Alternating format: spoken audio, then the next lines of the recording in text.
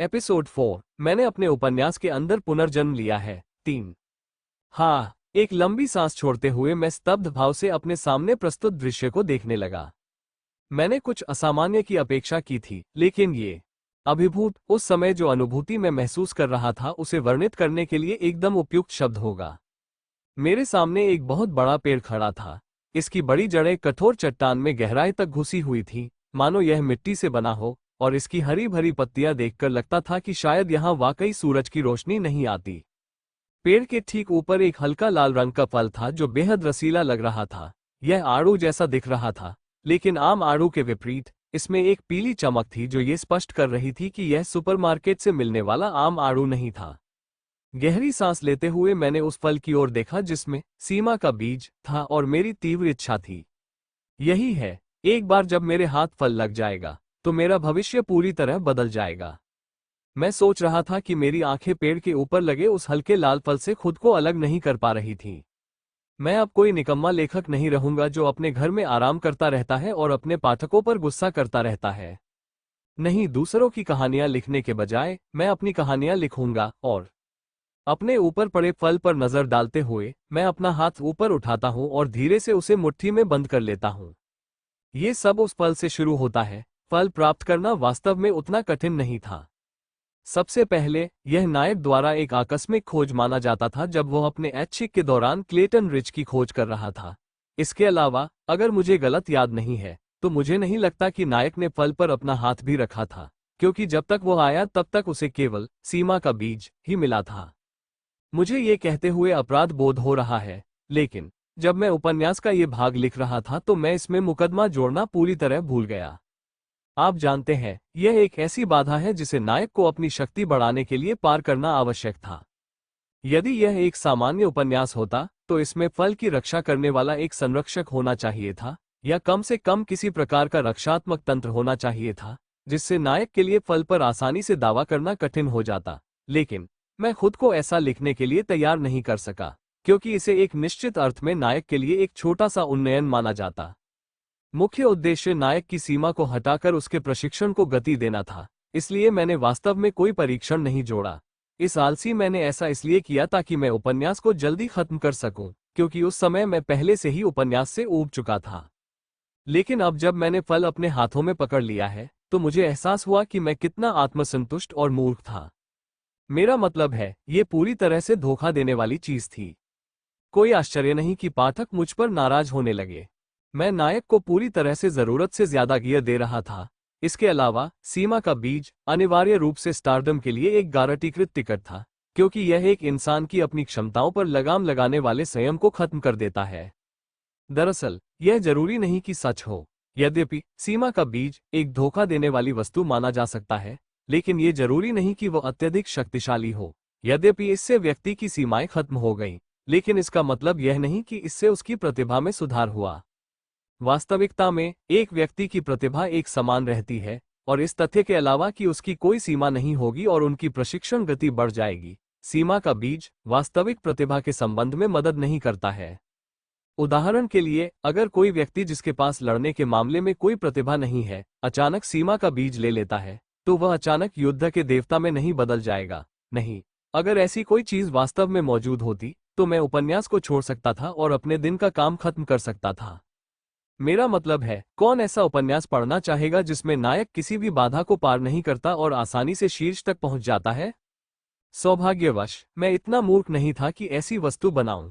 सीमा के बीज से कोई व्यक्ति केवल अपनी रैंक कैप हटा सकता था, लेकिन केवल तेज प्रशिक्षण गति के अलावा सीमा के बीज से ज्यादा कुछ नहीं होता था। इसके अलावा, अगर कोई प्रतिभाहीन व्यक्ति सीमा के बीज ले भी ले तो वे ज्यादा से ज्यादा अपने आंकड़ों को बेहद मजबूत बना सकते थे, लेकिन अगर उनका सामना किसी ऐसे व्यक्ति से हो जो उनके जितना ही मजबूत हो तो वे तुरंत हार जाएंगे। फिर भी कल्पना कीजिए कि यदि बीज किसी प्रतिभाशाली व्यक्ति के हाथों में आ गया होता जो मुख्य नायक नहीं था। यह विचार ही मुझे सिहरन पैदा कर देता है। अपने अपराध बोध को बलपूर्वक दबाते हुए मैंने ध्यानपूर्वक फल को देखा। उसका हल्का लाल रंग उसके चारों ओर फैली पवित्र चमक के साथ मिलकर ऐसा लग रहा था मानो मैं स्वर्ग से लाया हुआ कोई फल हाथ में लिए हुए हूं। अपने गले में फंसी लार को निगलते हुए मैंने धीरे से अपना मुंह खोला और फल का एक छोटा सा टुकड़ा खाया। तुरंत ही एक जबरदस्त मिठास ने मेरे स्वाद कलिकाओं को घेर लिया, जिससे वे खुशी से नाचने लगी।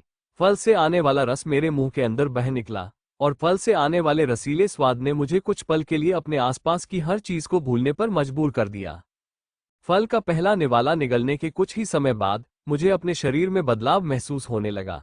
मेरी आंखें तेज हो गईं, मेरा सिर साफ हो गया और मेरी मांसपेशियां ज्यादा सक्रिय हो गईं। मैं महसूस कर सकता था कि मैं धीरे धीरे मजबूत हो रहा हूं। अपनी स्थिति पर नजर डालते हुए मैंने पाया कि मेरे आंकड़े हर गुजरते सेकंड के साथ बदल रहे थे, और जैसे ही मैंने खुद में बदलाव महसूस किया और देखा, मेरे ऊपर उत्साह की एक लहर छा गई, जिसने मुझे लालच से मेरे सामने रखे फल को खाने के लिए प्रेरित किया। जितना अधिक मैंने खाया उतना ही मुझे महसूस हुआ कि मेरे शरीर का प्रत्येक तंतु अधिक सुदृढ़ और मजबूत होता जा रहा है।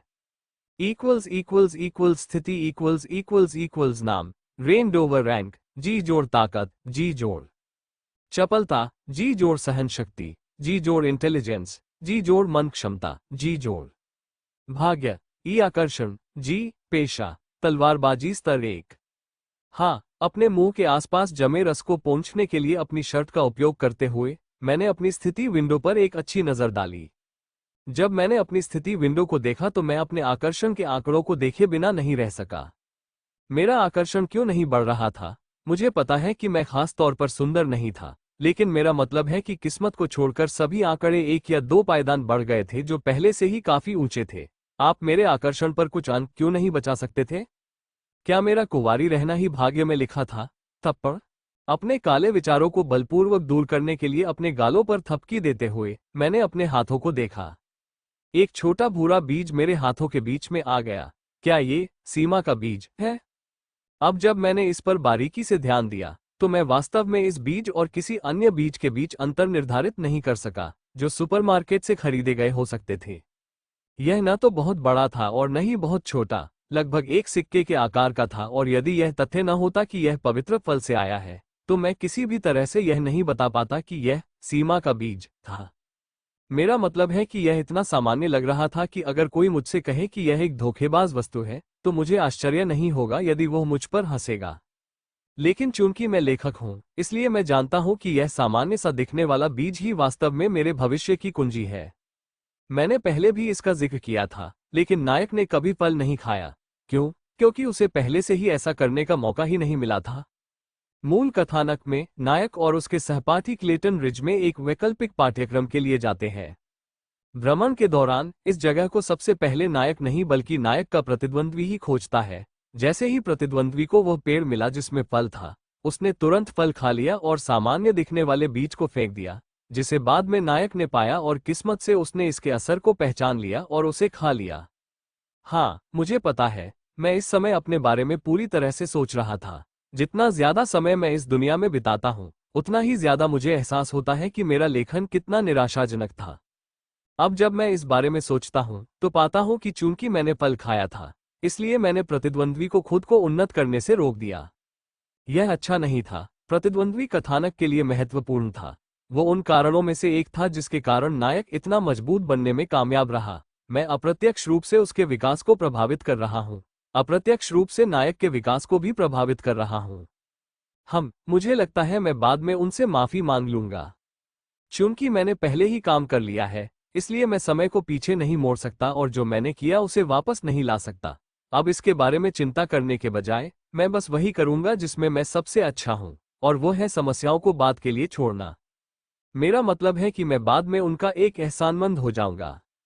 एक गहरी सांस लेते हुए मैंने ध्यान से बीज को अपने हाथ में लिया और धीरे से बीज को अपनी जीभ के ऊपर रख लिया।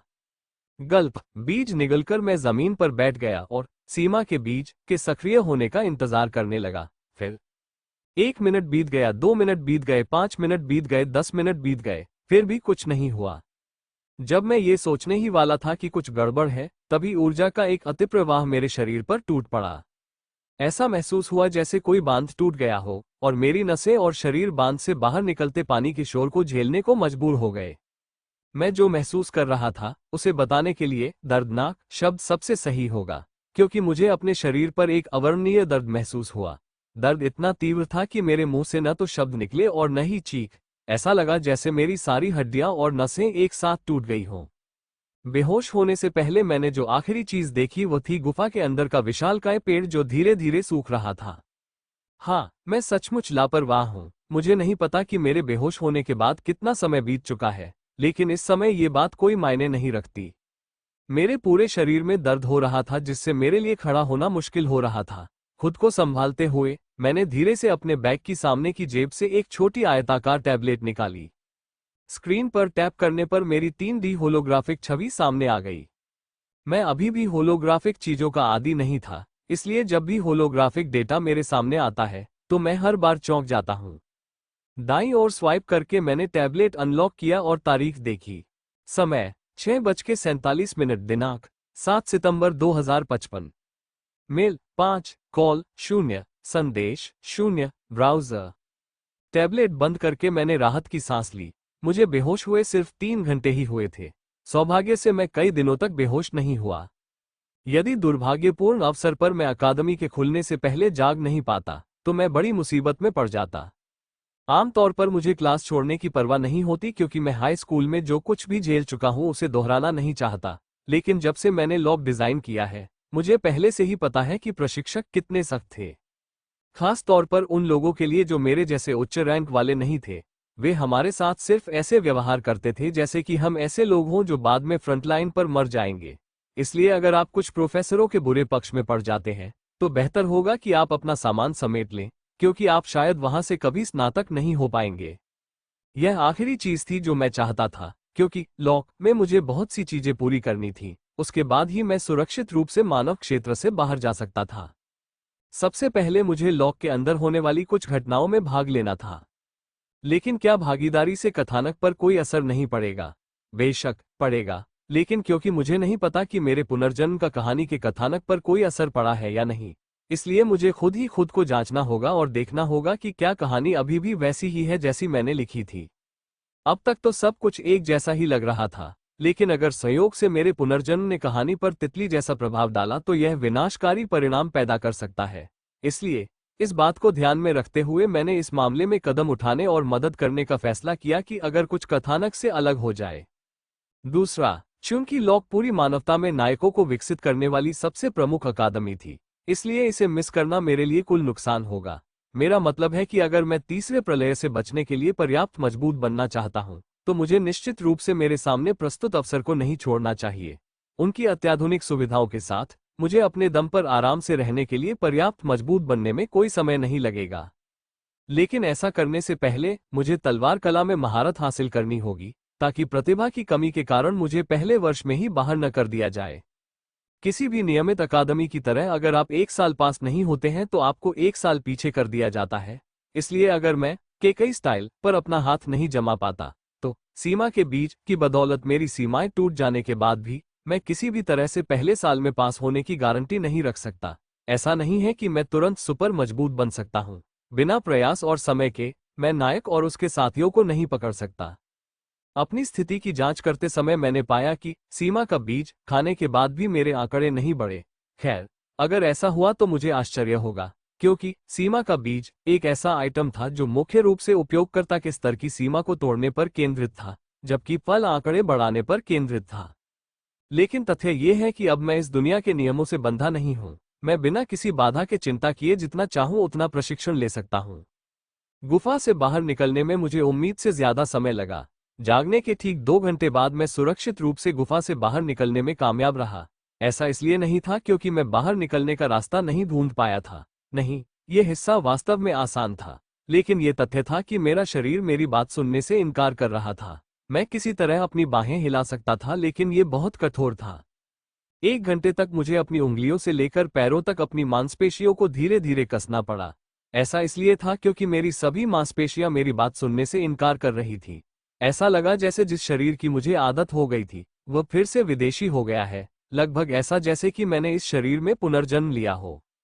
हाँ, आखिरकार कुछ ताज़ी हवा मिली। बाहर गहरी सांस लेते हुए मैंने महसूस किया कि मेरा शरीर धीरे धीरे शिथिल हो रहा है, जिससे मुझे कुछ ऊर्जा पुनः प्राप्त करने में मदद मिल रही है।